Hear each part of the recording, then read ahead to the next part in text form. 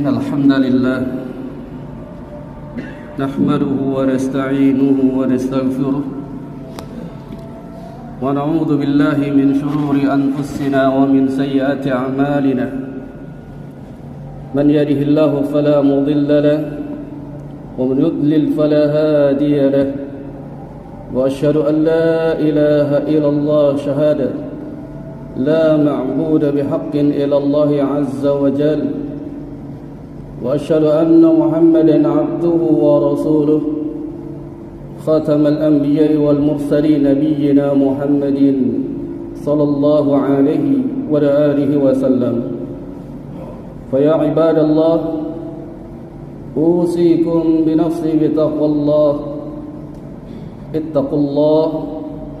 اتقوا الله حق تقاته ولا تموتن إلا وأنتم مسلمون ثم أما بعد فإن أصدق الحديث كتاب الله وخير الهدي هدي محمد صلى الله عليه وسلم شر الأمور محدثاتها وكل محدثة بدعة وكل بدعة ضلالة وكل ضلالة في النار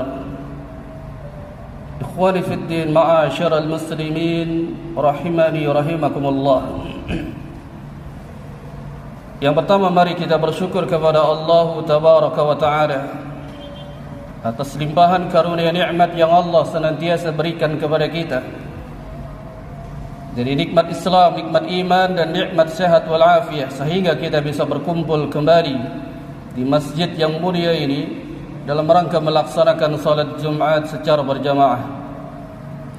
Dan tidak luput kita kirimkan salam dan salawat kepada junjungan baginda Nabi Muhammad sallallahu alaihi wasallam beserta keluarga dan para sahabat, dan kita kepada umatnya juga insyaallah yang senantiasa istiqamah di dalam menjalankan dan menegakkan sunnahnya sampai hari kiamat kelak.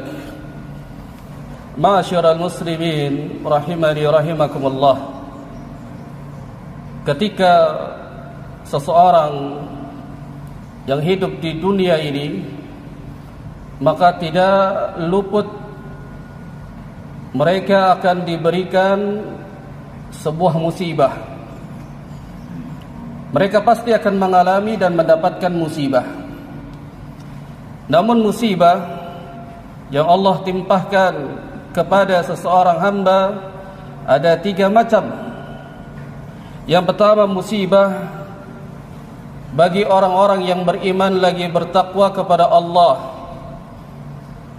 Musibah yang Allah berikan kepada mereka, Allah ingin mengangkat derajat dan ingin memberikan pahala yang besar kepadanya. Yang kedua, ada musibah yang Allah timpakan kepada seseorang, yaitu musibah tersebut sebagai siksa azab baginya. Yang ketiga, ada musibah yang menjadikan hukuman, disegerakan hukumannya di dunia. Dari 3 musibah ini, mana yang sering kita alami? Kerana seseorang hamba itu senantiasa pasti dia akan mendapatkan ujian musibah. Namun jamaah sekalian, bahawa yang pertama, musibah bagi orang yang beriman lagi bertakwa kepada Allah, Allah menginginkan derajatnya akan ditinggikan dan Allah menjadikan pahala yang besar baginya apabila orang yang beriman lagi bertakwa ketika mendapatkan musibah, dia tetap beriman, dia tetap bertakwa kepada Allah, maka Allah Subhanahu wa ta'ala menginginkan derajatnya itu ditinggikan. Dan dengan kesabarannya, dengan keimanannya, senantiasa dia minta kepada Allah, Allah akan berikan pahala yang begitu besar. Sebagaimana para nabi dan rasul ketika diberikan musibah oleh Allah, yang dikisahkan Nabi Ayub alaihi salam, ketika Nabi Ayub ditimpah musibah penyakit, maka Nabi Ayub tetap beriman, tetap bertakwa kepada Allah. Maka Nabi Ayub diantaranya disebutkan di dalam surat Al-Anbiya pada ayat ke-83 yang Nabi Ayub berdoa kepada Allah, Anni masaniya dzurru wa anta arhamur rahimin. Ya Tuhanku, sesungguhnya aku telah ditimpa penyakit, padahal Engkau Tuhan yang Maha Penyayang dari semua penyayang. Dan juga Nabi kita yang mulia sallallahu alaihi wasallam ketika diutus menjadi seorang rasul agar menyampaikan risalahnya kepada umatnya, mendapatkan ujian dan musibah. Rasul yang mulia sallallahu alaihi wasallam dilempari dengan batu, dilempari dengan kotoran, tapi Nabi alaihi salatu wasalam tetap beriman dan bertakwa kepada Allah Jalla wa Ala. Ini yang akan diangkat derajatnya oleh Allah dan diberikan pahala yang besar.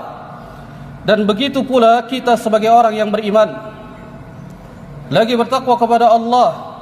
Pada saat kita sudah dekat dengan Allah namun musibah itu datang kepada kita, ketahuilah musibah itu Allah menginginkan kita diangkat derajatnya. Allah menginginkan kita agar kita mendapatkan pahala yang begitu besar kalau kita senantiasa yaitu dekat dengan Allah, tetap beriman, tetap meminta kepada Allah. Musibah-musibah yang dialami oleh orang-orang yang beriman lagi bertakwa, maka Allah Subhanahu wa taala ingin mengangkat derajatnya.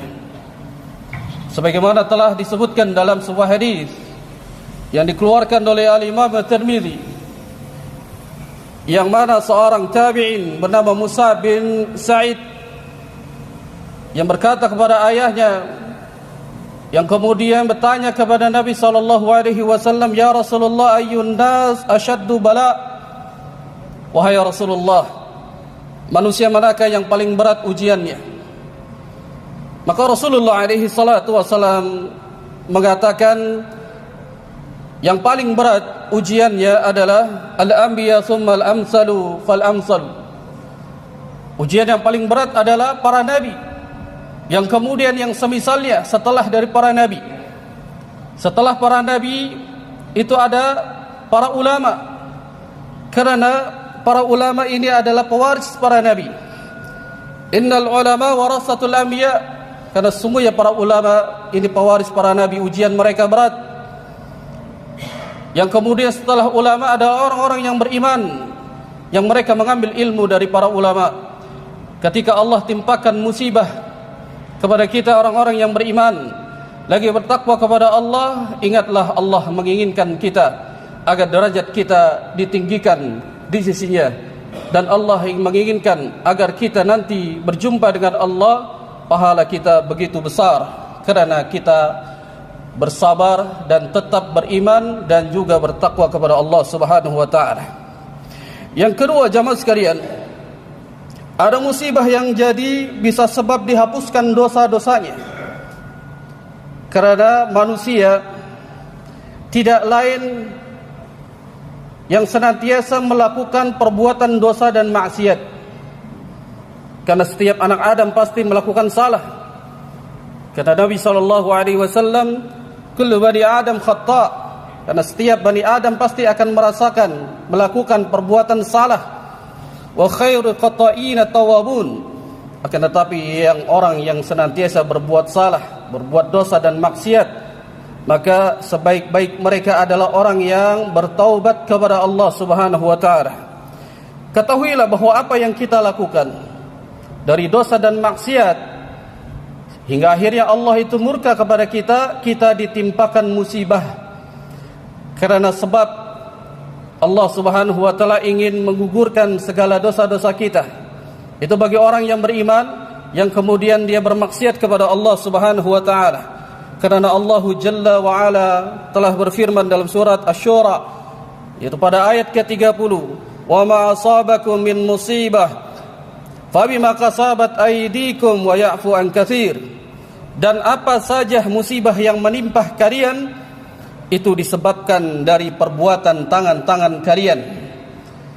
Jadi musibah yang kita dapatkan, entah anak kita sakit, istri kita sakit, terkadang uang kita hilang, pekerjaan kita hancur, ingatlah ketika engkau telah beriman kepada Allah, ketika engkau telah dekat dengan Allah, lantas orang-orang yang beriman tersebut dia bermaksiat kepada Allah hingga akhirnya Allah murka kepadanya, tapi Allah menginginkan diangkat, yaitu segala dosa-dosanya dihapuskan segala dosanya, namun Allah memberikan musibah kepadanya. Kalau dia tetap beriman, dia tetap bertakwa kepada Allah pada saat mendapatkan musibah, lalu dia tetap minta kepada Allah, bersabar atas musibah yang dia alami, maka Allah akan hapuskan segala dosa-dosanya. Karena jamaah sekalian, kalau kita melihat sebagian kaum muslimin pada saat mereka diuji, ditimpah musibah, namun mereka tidak mendatangi Allah, mereka malah mendatangi para dukun. Mereka datang kepada mereka untuk mencari solusi agar selesai musibah yang mereka alami. Dan ini kesalahan, dan ini termasuk bagian daripada kesyirikan.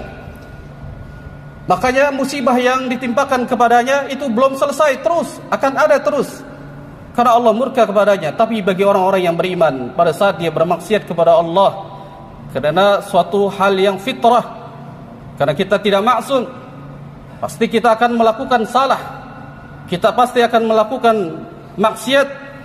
Namun ketika kita bermaksiat, Allah timpakan musibah ujian buat kita, dan kita kembali kepada Allah. Sesungguhnya Allah ingin menggugurkan segala dosa-dosa kita.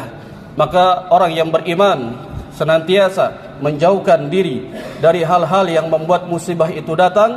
Di antaranya kita menjauhkan dari segala perbuatan dosa dan maksiat. Aqulu qouli hadza wa astaghfirullah li wa lakum wa lisairil muslimin wa min kulli dhanbin fastaghfiruhu innahu huwal ghafurur rahim.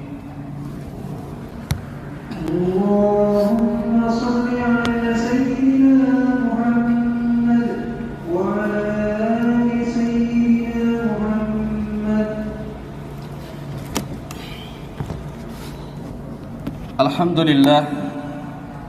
Alhamdulillahi rabbil alamin, wassalatu wassalamu ala rasulillah wa ala alihi wa sahbihi wa man tabi'ahum bi ihsanin ila yaumiddin, amma ba'd.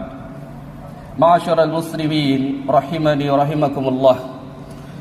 Adapun musibah yang ketiga yang Allah timpakan kepada seseorang hamba, bisa jadi musibah itu adalah sebagai bentuk hukuman disegerakan di dunia. Ingatlah jamaah sekalian, bahwa ketika Allah menginginkan baik untuk kita, biasanya kita akan terus diberikan ujian musibah oleh Allah. Itu pernah disebutkan dalam sebuah riwayat yang dikeluarkan juga oleh Al-Imam At-Tirmidzi, bahwa Nabi kita yang mulia sallallahu alaihi wasallam pernah bersabda, "Idza aradallahu bi'abdihi al-khaira ajjalahu al-uqubah fid dunya." Kata Nabi alaihi salatu wassalam, jika Allah menginginkan baik bagi seorang hamba, Allah akan segerakan hukumannya di dunia. Wa idza aradallahu bi'abdihi syarr, apabila Allah menginginkan buruk bagi seorang hamba, amsaka anhu bi dzambihi hatta yuwaffa bihi yaumal qiyamah. Akan tetapi jamaah sekalian, jika Allah menginginkan buruk, kejelekan bagi hambanya, maka Allah subhanahu wa ta'ala akan mengakhirkan balasannya nanti pada hari kiamat kelak. Ketahuilah bahwasanya apa yang kita alami, kita sering mendapatkan ujian musibah. Allah menginginkan baik buat kita, agar kita nanti ini berjumpa dengan Allah, kita dosa-dosa kita dihapuskan, karena disegerakan hukumannya di dunia. Namun jika Allah menginginkan keburukan bagi hambanya, Allah subhanahu wa ta'ala akan mengakhirkan nanti pada hari kiamat, dihisab segala apa yang dia lakukan di dunia. Terkadang kita melihat ada seseorang yang hidupnya itu senang setiap hari, bahkan dia kaya raya, tapi dia senantiasa meninggalkan salat yang 5 waktu. Dia senantiasa berbuat dosa dan maksiat, akan tetapi dia ada orang yang makmur, sehat hidupnya, bahagia hidupnya, dan dia kaya raya. Ingatlah, itu adalah bentuk daripada hukuman Allah Subhanahu wa taala yang ditangguhkan nanti pada hari kiamat kelak. Dia tidak pernah sakit, tidak pernah mendapatkan ujian, tidak mendapatkan musibah. Itu yang Allah inginkan buruk untuknya.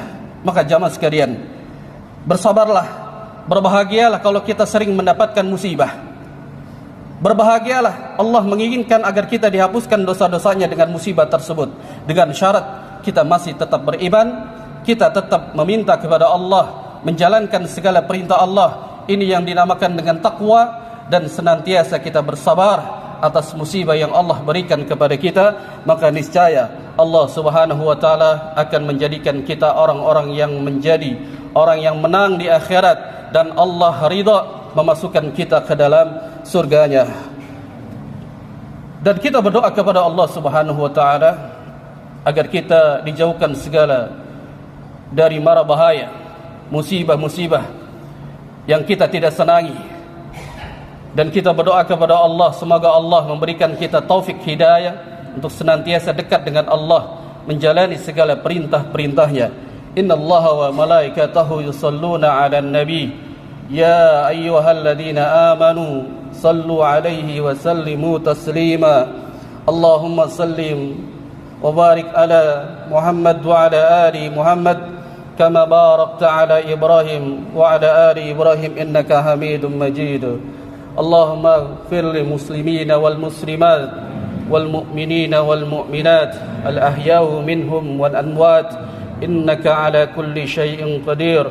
اللهم إنا نسألك الهدى والتقى والعفاف والغنى. اللهم أحسن عاقبتنا في الأمور كلها وأجرنا من أجر الدنيا وعذاب الآخرة. ربنا ظلمنا أنفسنا وإن لم تغفر لنا وترحمنا لنكونن من الخاسرين. ربنا آتنا في الدنيا حسنة وفي الآخرة حسنة وقنا عذاب النار. وصلى الله على نبينا محمد وعلى آله وصحبه وسلم. وآخر دعوانا أن الحمد لله رب العالمين. أقيموا الصلاة. الله